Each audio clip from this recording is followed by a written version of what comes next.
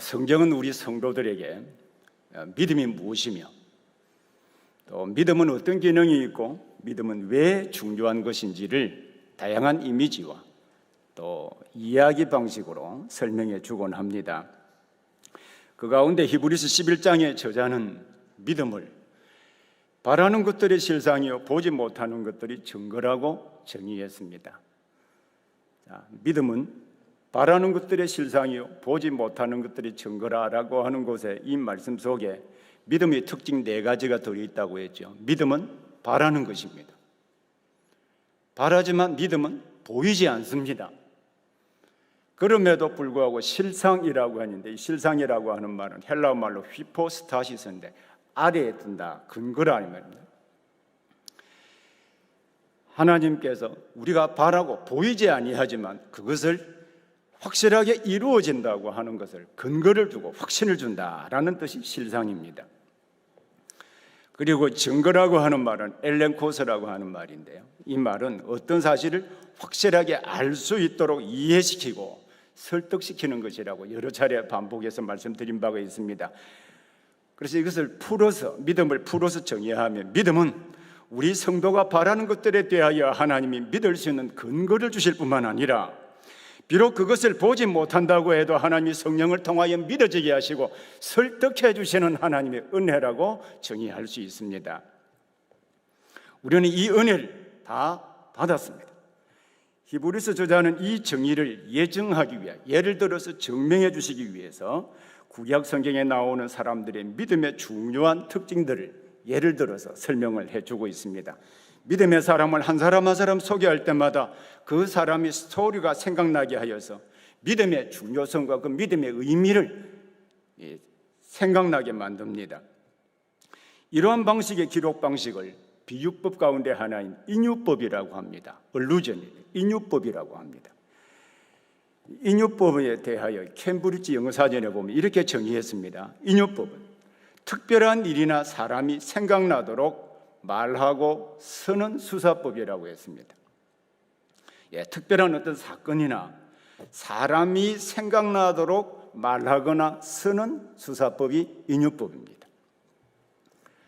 이 인유법으로 히브리서 11장을 기록했다고 한다면 이 저자의 의도대로 믿음의 사람을 아주 간략하게 언급한다고 할지라도 이 사람의 이름을 듣고 그 믿음의 특징과 의미들이 머릿속에 그려져야 정상이겠지요. 그러면 그려지시나요? 우리는 지금까지 아벨, 에녹, 노아, 아브라함, 사라 등의 믿음을 함께 살펴보았습니다. 자, 오늘 우리가 함께 살펴볼 믿음의 내용은 우리 믿음의 조상인 아브라함의 믿음입니다. 이미 우리는 히브리서 11장 8절부터 10절에서 아브라함의 믿음의 특징 3가지를 살펴본 바가 있습니다. 첫 번째로는 하나님의 약속을 믿고 순종했다는 것이고요, 두 번째로는 약속과 우리 현실 사이에 갭이 있어도 인내하며 기다렸다는 것입니다. 세 번째 특징은 하나님이 계획하신 영구한 도성을 바라보았다는 것입니다. 아브라함의 믿음의 이 특징은 매우 중요한 의미를 가지고 있습니다만, 이 아브라함 믿음의 하이라이트는 이삭을 제물로 바칠 때 나타난 그의 행동입니다. 그래서 오늘 설교의 주제는 아브라함처럼 우리가 우리의 믿음을 행함으로 증명해 보일 때 하나님이 예비해 주신 은혜를 경험할 수 있다 하는 것입니다.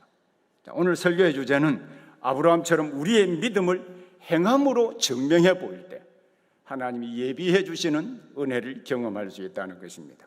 이 주제를 중심으로 첫 번째로는 아브라함의 믿음은 행함으로 표현된다는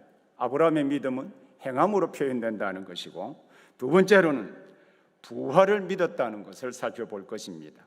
세 번째로 아브라함 이 믿음을 통해서 아브라함의 믿음이 오늘 우리에게 왜 중요한 것인지를 함께 살펴보겠습니다. 자, 우리 첫 번째로는요, 아브라함이 그의 믿음을 행함으로 증명해 보인 내용들을 살펴보면서 믿음과 행함, 믿음과 순종이 어떤 관계를 가지고 있는지를 살펴보겠습니다. 자, 히브리서 11장 17절을 보기를 바랍니다. 아브라함은 시험을 받을 때 믿음으로 이삭을 드렸으니 그는 약속들을 받은 자로 돼 그 외아들을 드렸느니라 했습니다. 이 말씀에서 아브라함의 믿음의 특징이 어떤 상황에서 어떻게 나타나게 되었는지를 아주 간략하게 설명합니다. 그것은 시험을 받을 때라는 말에 나타나 있습니다. 아브라함의 믿음을 소개하면서 아브라함이 시험을 받을 때에 믿음으로 행하였다고 하는 것은 그가 어떤 상황에서 믿음을 지켰느냐라고 하는 것을 보여주기도 합니다. 우리는 아브라함이 어떤 시험을 받았는지를 잘 알고 있습니다. 그것은 아브라함의 나이 100세에 얻은 아들을 제물로 바치라는 것입니다. 우리 창세기 22장 1절 2절을 보시기를 바랍니다. 아니면 창세기 22장 1절 2절을 보십시오.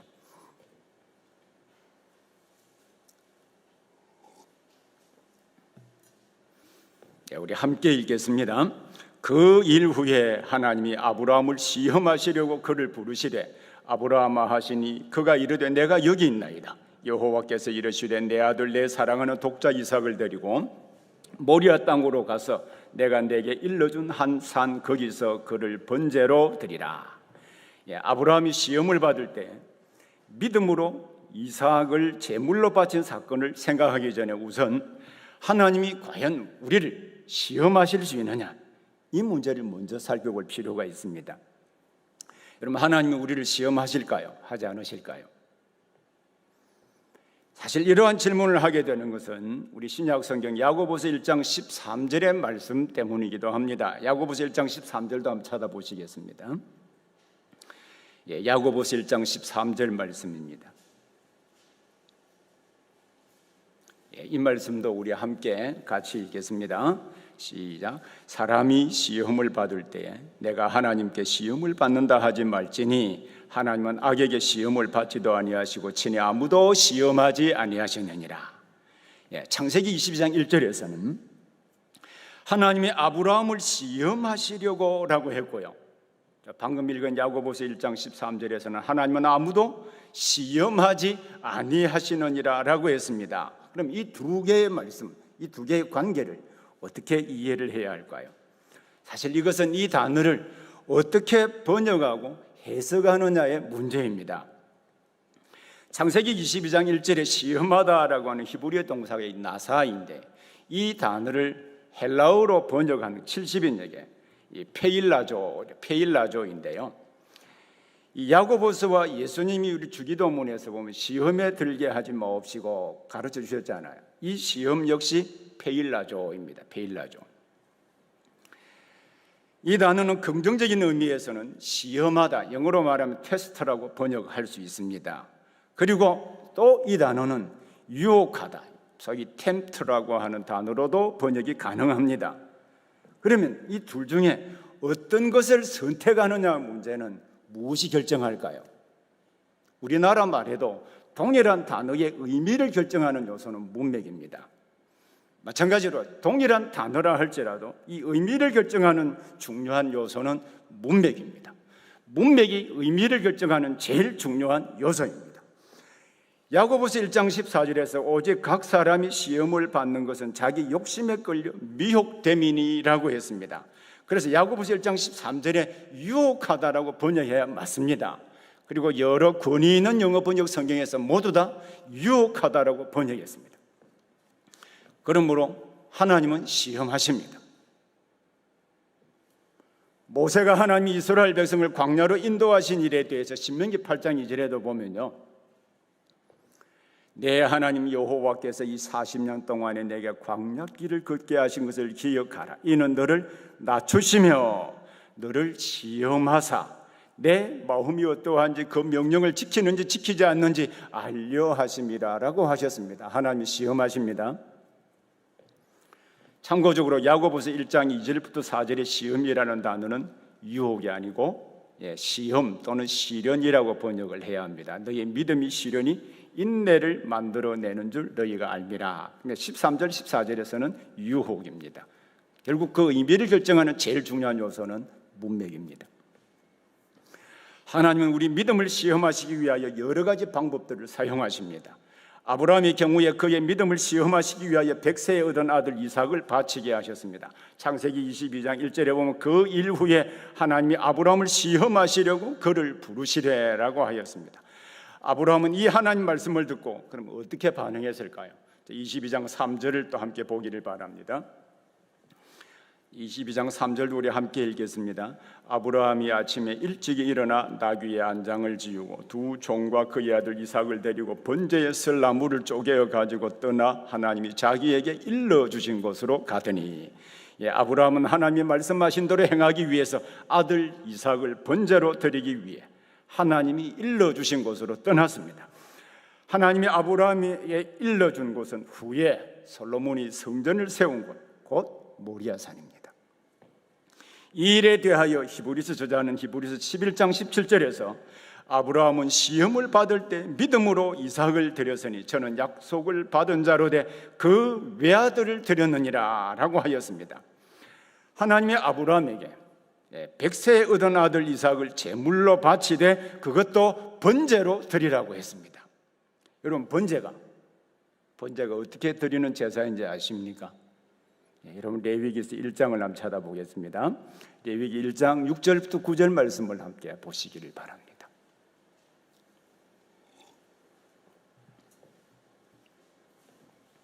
레위기 1장 6절부터 9절입니다. 이것은 제가 읽겠습니다. 깊이 한번 생각을 해보십시오. 그는 또 그 번제물의 가죽을 벗기고 각을 뜰 것이요, 제사장 아론의 자손들은 제단 위에 불을 붙이고 불 위에 나무를 버려놓고 아론의 자손 제사장들은 그 뜬 각과 머리와 기름을 제단 위에 불 위에 있는 나무에 버려놓을 것이며 그 내장과 증강이를 물로 씻을 것이요, 제사장은 그 전부를 제단 위에서 불살라 번제를 드릴지니 이는 화제라, 여호와께 향기로운 냄새니라. 이 번제로 100세에 얻은 아들을 제물로 바치라고 했습니다. 사람을, 그것도 100세에 얻은 아들을 이런 식으로 바치게 하는 것은 정말 끔찍한 일이 아닐까요? 아브라함 당시에 번제라는 제사가 구체화되고 명문화되지는 않았다 할지라도 이와 유사한 방식으로 사람을 제물로 바쳤다는 기록은 당시의 기록에도 나타나고 또 그 이후의 역사에도 많이 나타나고 있습니다. 우리나라의 경우에 신라 성덕왕 신종으로 알려진 에밀레종을 만들 때 아이를 끓는 쇳물 속에 넣었다라고 기록이 되어 있지요. 또 우리 심청전, 소설이긴 하지만 다 알고 있는 내용이지요. 심청전에서 심청이 자기 아버지 눈을 뜨도록 공양미 300석을 바치기 위해서 바다에 인신제사로 바쳐집니다. 이는 상인들이 바다의 파도를 잔잔하게 하기 위함입니다. 또 우리가 잘 아는 호모의 일리아드와 오디세이에 보면 미케네 왕이었던 아가멤논이 트로이와 전쟁하기 위해서 그리스 연합군을 이끌고 배를 타고 가다가 바람이 역풍으로 불게 되어서 큰 위기 가운데 빠지게 되었습니다. 그때 아가멤논의 자신의 딸인 이피게네이아를 제물로 바쳤다는 기록이 호모의 일리아드 오디세이에 나타나 있습니다. 딸을 제물로 바친 이유는 동물의 신으로 알려진 아르테미스 신의 분노를 가라앉히기 위해서였습니다. 이러한 일련의 기록들은 사람을 제사로 드리는 인신제사가 있었음을 암시해 줍니다. 아브라함의 아들 이삭을 번제로 드리라고 하는 이 끔찍한 하나님의 말씀을 듣고 아브라함 마음속에 어떤 생각이 들었을까요?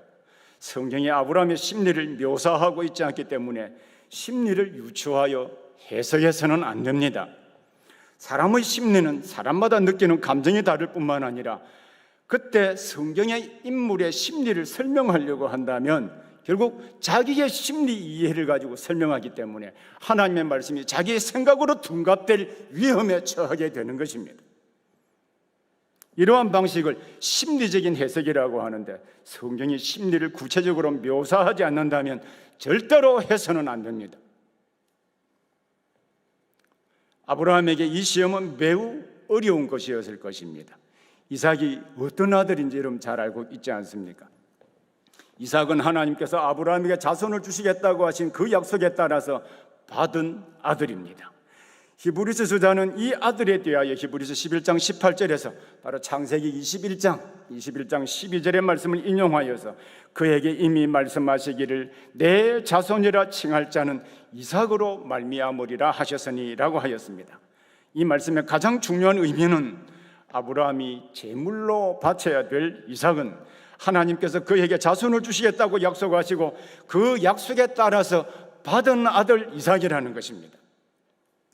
아브라함에게는 이삭 외에 사라의 여종 하갈에게서 난 이스마엘이라는 아들도 있었습니다.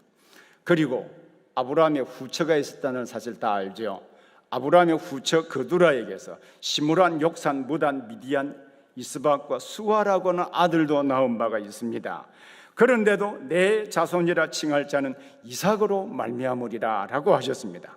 이것은 바로 이 아들 이삭을 통하여서 천하 만민이 복을 얻게 할 메시아를 보내실 것이기 때문입니다. 그런데도 하나님은 바로 이 약속을 받은 아브라함에게 독자 이삭을 제물로 바치라고 하셨습니다. 아브라함의 고민과 갈등은 바로 여기에 있었는지도 모릅니다. 그런데 히브리서 저자는 믿음으로 이삭을 드렸다고 했습니다. 이 믿음은 바로 하나님의 말씀에 따라 이삭을 제물로 바치는 일로 나타났습니다. 제물로 바침으로 하나님이 무엇이라고 하셨을까요? 여러분 창세기 22장 12절을 다시 보겠습니다. 창세기 22장 12절 말씀 우리 함께 읽겠습니다. 창세기 22장 12절입니다. 사자가 이르시되 그 아이에게 내 손을 대지 말라. 내 아들 내 독자까지도 내게 아끼지 아니하였으니 이제야 내가 하나님을 경외하는 줄 아노라. 그의 믿음, 그가 하나님을 경외하는 줄을 시험하기 위해서 독자 이삭을 바치라고 했던 것입니다. 참된 믿음은 하나님의 말씀에 순종하는 일로 표현이 됩니다. 야고보는 아브라함이 독자 이삭을 바친 사건을 중심으로 바로 아브라함의 믿음을 설명한 바가 있습니다. 여러분 한 군데 더 찾아보시죠. 야고보서 2장 21절 22절 말씀입니다. 야고보서 2장 21절 22절 말씀입니다.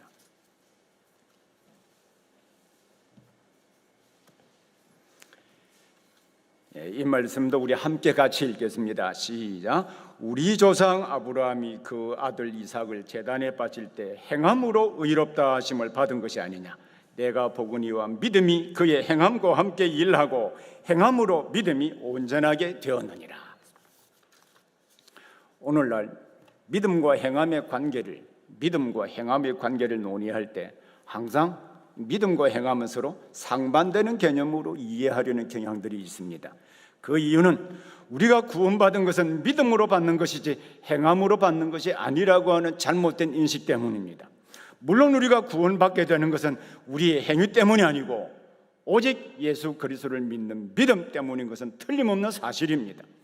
그러나 행위와 구원이 아무런 관계가 없다는 것은 아닙니다. 성경은 행위를 항상 믿음과 함께 취급하므로 구원과 밀접한 연관성이 있음을 설명하고 있습니다. 참된 믿음을 가지고 있는 신자라면 그 믿음을 항상 말씀에 순종하는 행함으로 표현하게 되어 있습니다. 만약 그가 믿음이 있다고 말은 하면서도 순종하는 그 행함으로 나타나지 않는다면 그가 구원을 받았는지, 과연 그 속에 참된 믿음을 가지고 있는지 의심해 보아야 합니다.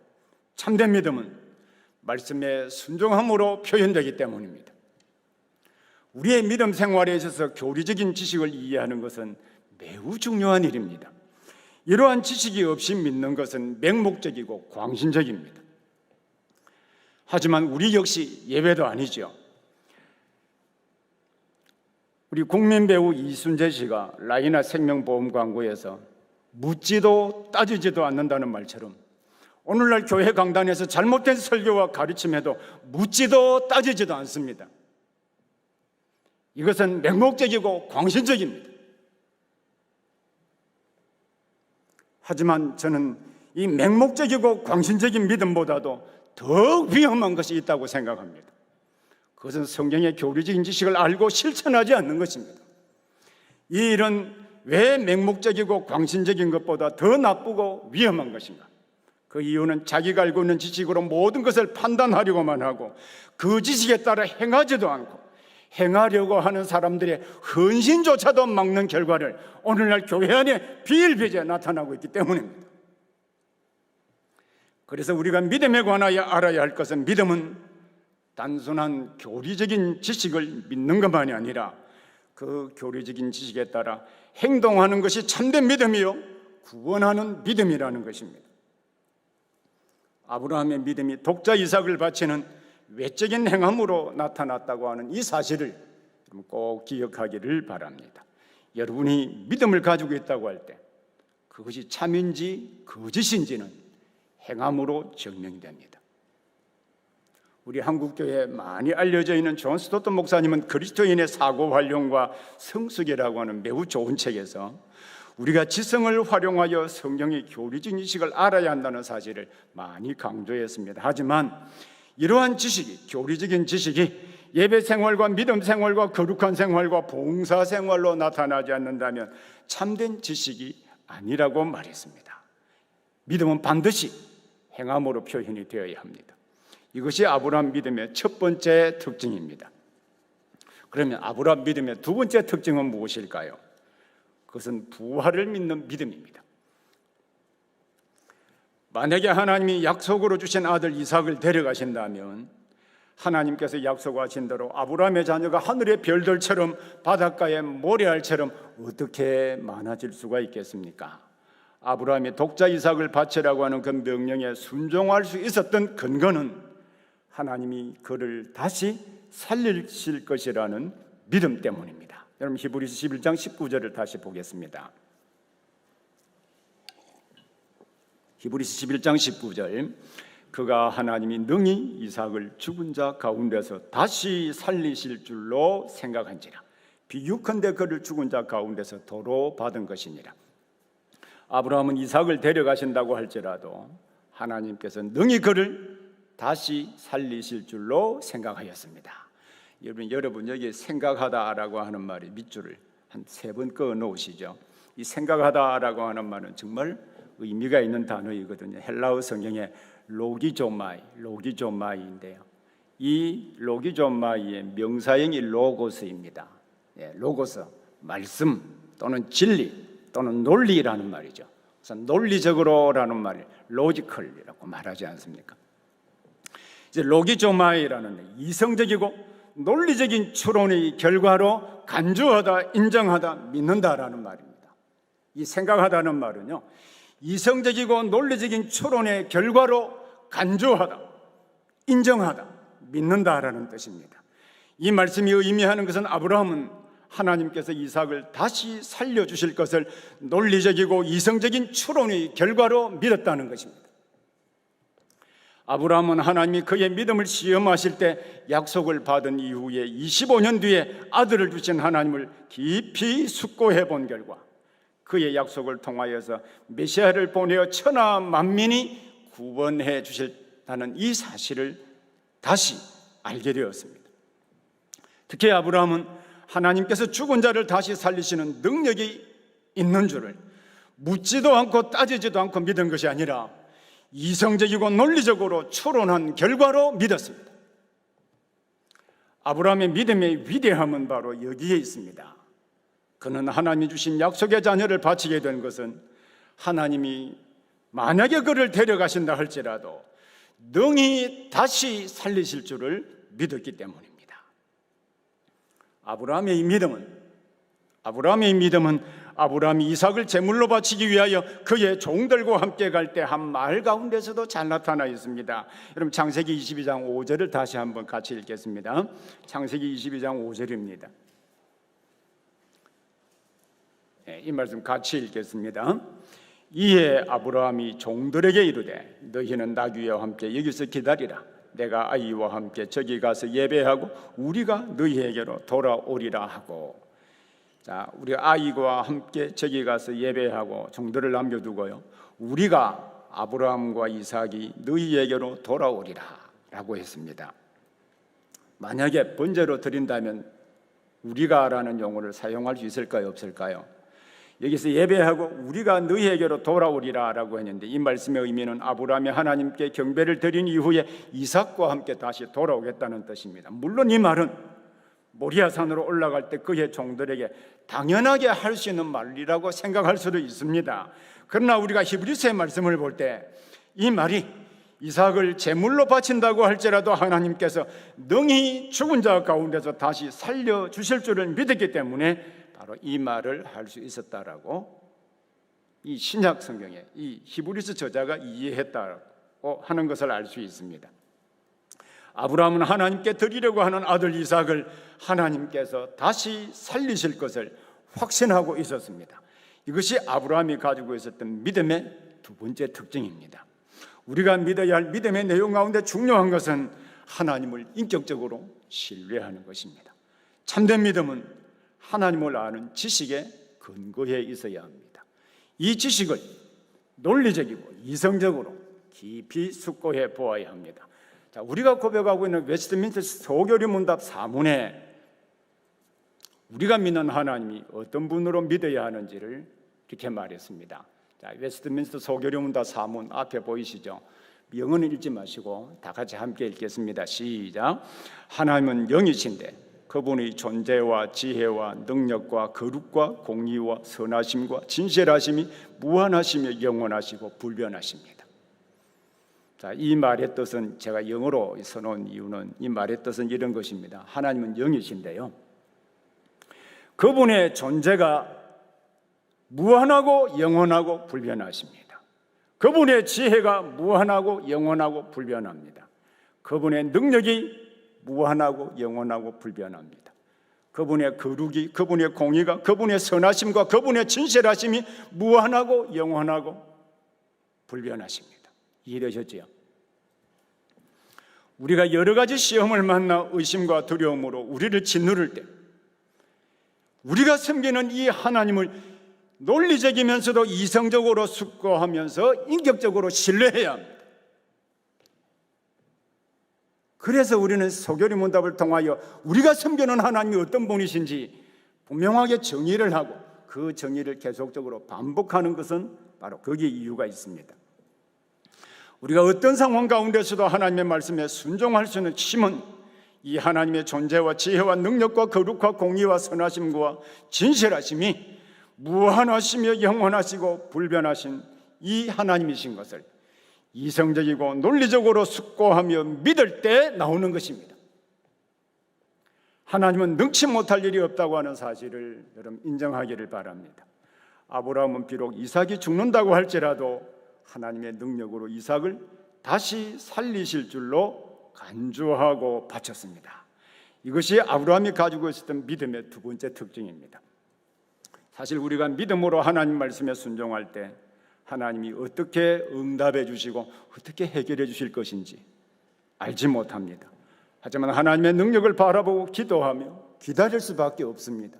이것이 우리가 가지고 있는 한계입니다. 기도함을 통하여 하나님과 교제하는 은혜롭고 놀라운 특권을 받은 것은 틀림없는 사실인데 하나님이 어떻게 응답해 주는 우리의 믿음과 현실 사이에 있는 갭을 일치시켜주는 그 문제까지는 참고 기다릴 수밖에 없는 것이 우리가 가지고 있는 인간의 한계이기도 하지요. 천국 가면 저도 물어볼 건데 여러분들도 꼭 이 사실만 한번 물어보십시오. 하나님께서 그의 능력으로 해결해 주실 것을 때로는 답답해도 믿고 기다려야 합니다. 아브라함은 하나님의 말씀대로 이삭을 제물로 바치기 위하여 모리아산으로 갔습니다. 그가 이삭을 결박하고 칼을 잡으려고 할 때 하나님께서는 아브라함을 부르셨습니다. 그리고 그에게 수양 한 마리를 예비해 주셨습니다. 하나님께서 이삭을 위하여 어린 양을 예비해 주셨는데 창세기 22장 14절을 보기를 바랍니다. 창세기 22장 14절, 자, 우리 함께 같이 읽겠습니다. 아브라함이 그 땅 이름을 여호와 이레라 하였으므로 오늘날까지 사람들이 이르기를 여호와의 산에서 준비되리라 하더라. 하나님 말씀에 순종하며 하나님의 능력을 신뢰할 때 이러한 놀라운 체험을 한 아브라함은요, 그 땅 이름을 우리가 잘 아는 말 여호와 이레라고 했습니다. 이레, 라, 본다, 본다라는 말이 미완령으로 되어 있거든요. 쭉 예비해 준다라는 말입니다. 그래서 여호와 이레라고 하는 말은 여호와께서 예비해 주실 것이다. 이 의미는 하나님을 이성적이고 논리적으로 숙고하며 인격적으로 하나님을 믿고 순종할 때 여호와께서 예비해 주신다는 뜻입니다.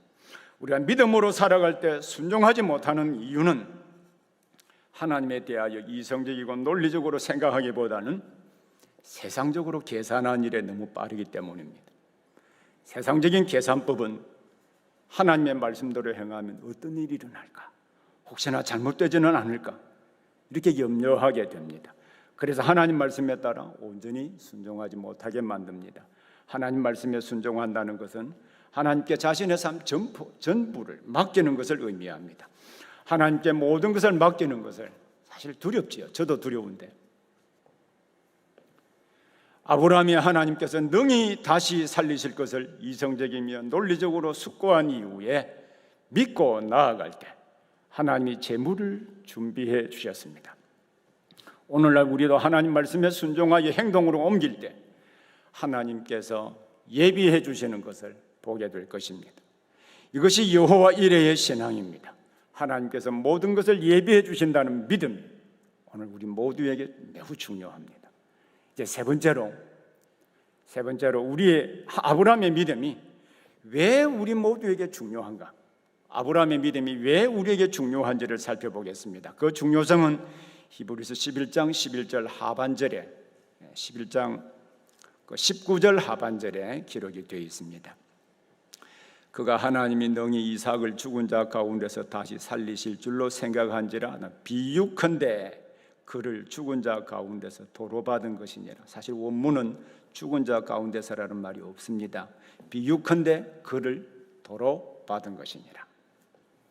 이게 비유컨대 그를 죽은 자 가운데서 도로 받은 것이니라는 말씀을 한번 자세히 보기를 바랍니다. 아브라함이 하나님께서 그 아들을 다시 살려주실 것을 믿고 순종하였을 때 하나님이 수량을 제물로 준비해 주셨습니다. 이 사실을 가리켜 비유컨대라고 하였습니다. 이 뜻을 정확하게 번역하는 것은 참 어렵습니다. 헬라어 그대로 이 엔 파라볼레이는 비유로라고도 가능하고요, 모형으로 예표로도 가능합니다.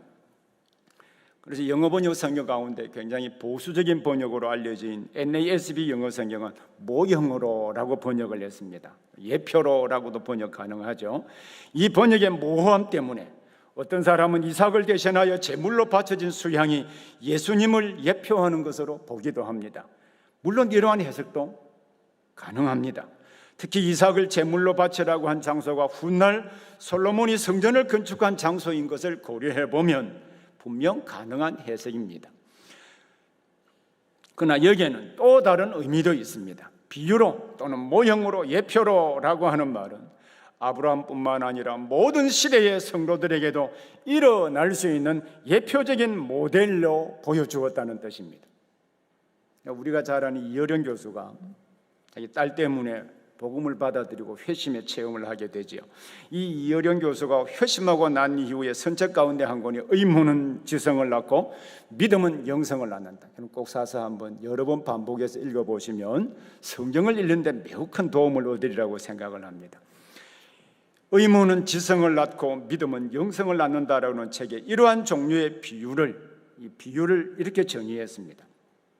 기존의 체험이나 식견, 우리가 기존 가지고 있는 그 지식을 통해서 미지의 것을 미리 예견해 주는 것, 보게 만드는 것이다 라고 했습니다.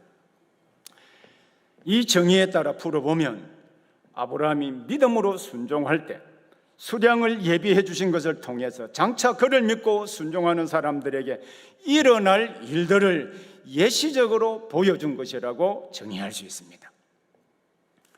어떤 예시적인 일을 보여줄까요? 그것은 죽은 자 가운데서 도로 받은 것입니다. 이 말씀도 이중적인 의미가 있습니다. 하나는 당시에 핍박을 받는 성도들에게 부활의 소망이 있다고 하는 것을 보여주셨다는 것입니다. 당시에 성도들이 믿음을 지키다가 죽는다고 할지라도 하나님께서 죽은 자 가운데서 다시 살리실 것이라고 하는 것을 이 이삭의 사례를 통하여 보여주므로 크게 격려하고자 한 것입니다. 또 하나는 하나님의 말씀에 순종하면 하나님이 다시 돌려주신다고 하는 것을 예표적으로 보여준 것입니다. 다른 말로 하면 이 예표는 하나님을 의지하고 믿음으로 순종할 때 하나님이 예비해 주신다는 신뢰로 보여주셨다는 것입니다. 저는 이 후자가 더 적절하다고 생각합니다. 실제로 헬라어 원문에는 죽은 자들 가운데서라는 말이 없다고 했죠. 그러므로 이 말씀은 아브라함처럼 하나님의 말씀을 믿고 순종할 때 여호와 이레의 하나님이 모든 것을 예비해 주신다는 것입니다. 이게 신앙의 신비입니다. 우리가 이 사실을 이해할 때 아브라함처럼 하나님 말씀에 순종할 수 있습니다. 이뿐만 아니라 우리가 이 세상에서 믿음을 지키다가 비록 죽는 지경에 나아간다 할지라도 다시 살아나게 될 부활의 소망도 가질 수 있습니다.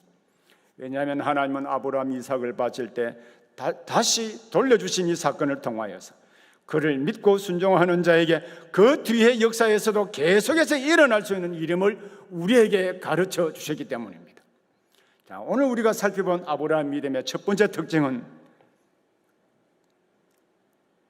행함으로 표현되는 믿음이었습니다. 믿음은 행함으로 표현된다는 것이었죠. 아브라함이 100세에 얻은 아들 이삭을 번제로 드리라는 하나님의 말씀을 듣고 그 말씀대로 순종했습니다.